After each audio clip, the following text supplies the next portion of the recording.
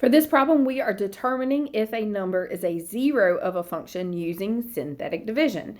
So go back and check the other video for synthetic division and how to do that process. But what does it even mean for a number to be a zero of a function? So remember, we talked about finding zeros. That was when the y value is 0 and you're finding the x values, and those x values are 0 of the function, or zeros of the function.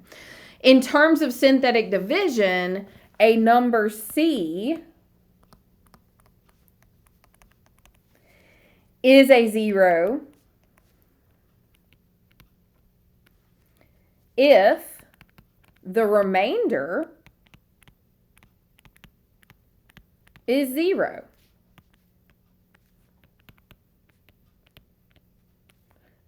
When you perform synthetic division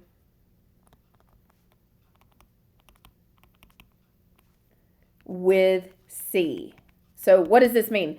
That means that the number that you put for C is a 0 if when you do synthetic division, you get a 0 as the remainder. And again, the C is what we're kind of putting in the box, if that makes sense.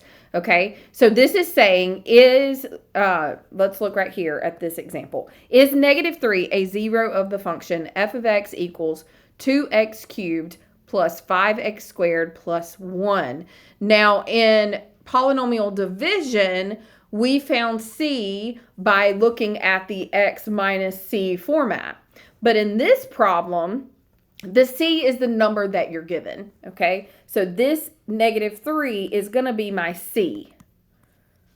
All right, so we're testing C basically through synthetic division given the function. So what you're really looking at here is 2x cubed, like this is going to be our dividend, 2x cubed plus 5x squared plus 1, and we are dividing by x minus c, which is really x plus 3. That's the division that we're doing, okay? So if you needed to see how this relates to division when we're doing synthetic division, that is kind of the setup for dividing.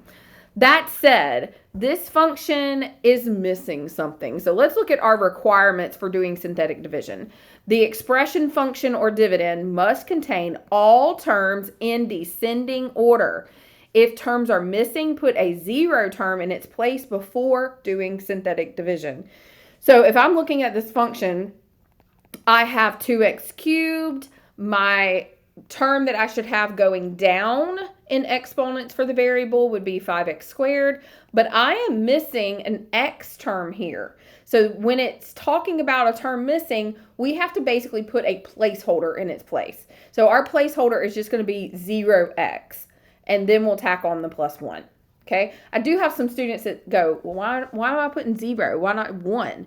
Well, if you put 1 there, then 1x is just x, and you actually have an x there, okay? You would see that in the original problem. So in order for this to not change the problem, we've got to put a 0 as a placeholder. And as a quick one more aside, if I had, let's say, 3 divided into 104, you wouldn't do that division and just say you're dividing by 14. Like that 0 matters, right? That placeholder matters. That's the same thing in this case, okay? So that's why you've got to have the 0. The 0 is another placeholder or another value there. Okay, so what is our setup for our synthetic division? What goes in the box? C goes in the box, and the C in this problem is -3. So that's going to go in the box there.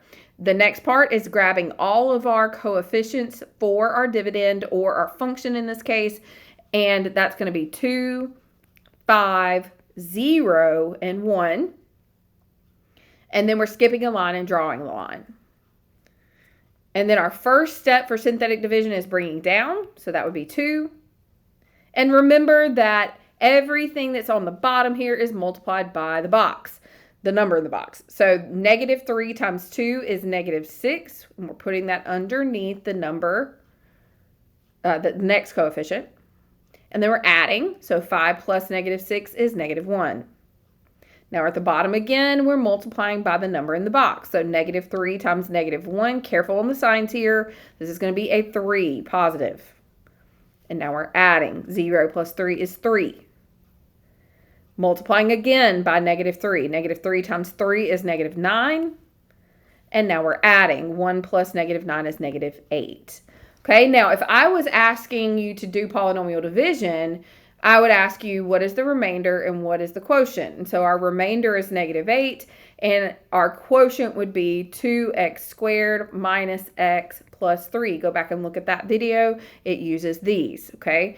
However, I'm not asking for quotient and remainder. I'm asking, is negative 3 a 0? And go back and looking at our concept here, a number is a 0 if the remainder is 0 when you perform synthetic division with C in the box, okay? So the remainder has to be 0 for this to be a 0 of the function.